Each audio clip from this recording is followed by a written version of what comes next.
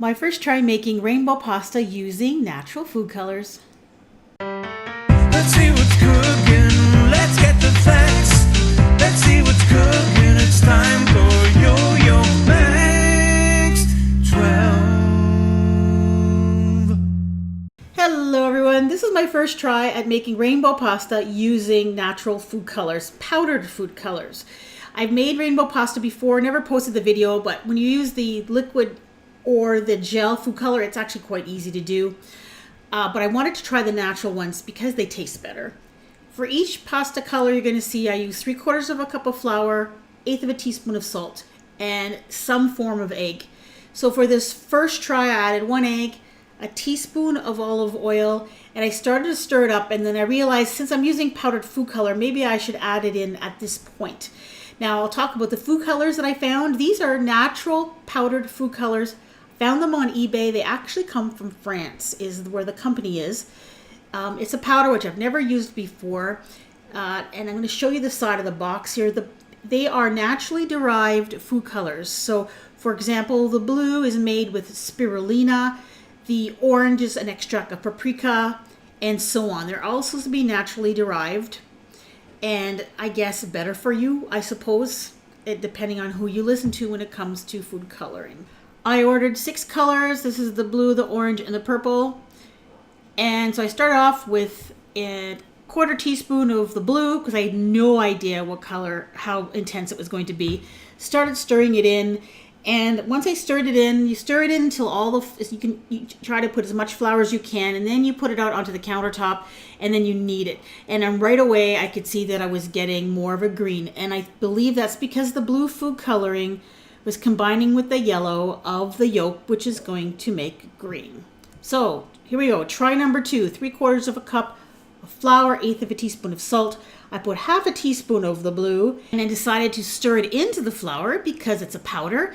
And I added 2 egg whites into the center. There's one. You'll see the volume's going to go up here because I have a second one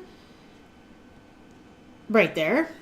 And then about a teaspoon or so, 3/4 of a teaspoon of olive oil. And then I started to stir this in. And it's blue. It's a baby blue. It's certainly not a green like it was before. So what I decided to do is continue to stir this around. And then I added an additional 1/4 teaspoon of blue. And then kneaded it. And it was a baby blue. It's not kind of an intense blue. It's a baby blue. But it was actually a pretty color, so I was pretty happy with it. Once you're done kneading your dough, it's going to be quite stiff. You're going to wrap it up and let it sit at room temperature to rest for about an hour. So next color, 1 teaspoon of the powder into the flour. 3/4 of a cup of flour, a little bit of dash of salt, 1/8 of a teaspoon of salt. And then I gave that a stir around. And then for this one, I added the whole egg because it's orange. So the orange yellow yolk should not interfere too much with that color, I didn't think. And as it turns out, it didn't. It actually ended up being one of the nicer colors of the whole bunch, the orange. So you stir it in until you can't stir in any more flour. Put it out on the countertop and knead more flour in until you get a nice stiff dough. And then once again, you're going to wrap this up and allow it to sit at room temperature for about an hour, covered, so that the gluten develops and it's just more elastic. Here's the next one. That's a full teaspoon of that color. That is egg yolk and olive oil, and I stir this around. I believe this was the purple that I'm doing right now. This one was quite intense when I was mixing it in, and you can see the color is quite pretty. It's a very, very bright purple. Now for the last color, it was the red, which is more of a pink color, as you'll see.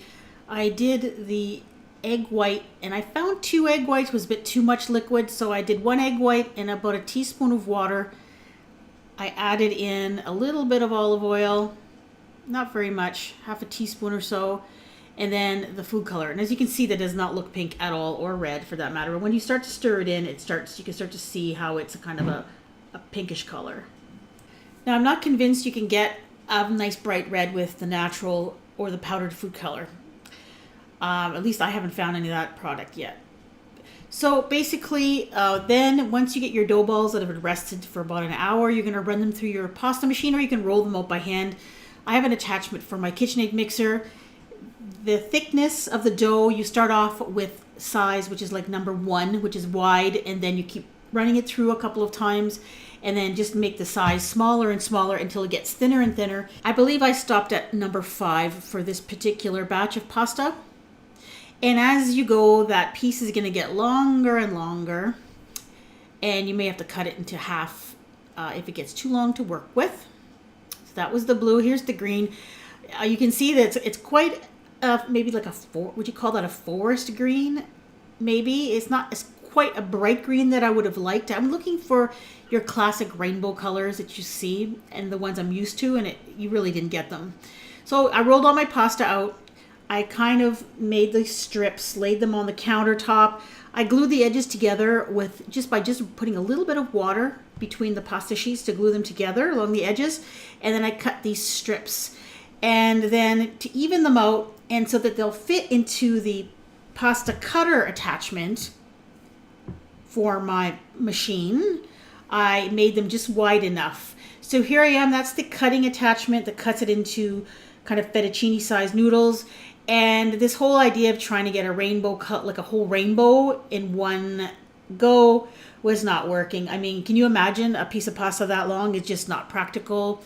The pieces were breaking off, and I found the colors, because they're not the rainbow colors that I'm used to, I just didn't find they look good really together like that. So I just did, for the rest of it, I did just individual pasta colors. And here you go, you can see them here. Okay, so here are the uncooked pasta strands. You can see all the different colors. Yellow turned out awesome. Purple was lovely. The orange was also good. The red was pink, which is not what I was looking for at all. The blue was a baby blue, which wasn't quite what I was looking for either, but you know, it is what it is. And the green was a bit too green. I was looking more of I wanted a bright leaf green, not this dark forest green.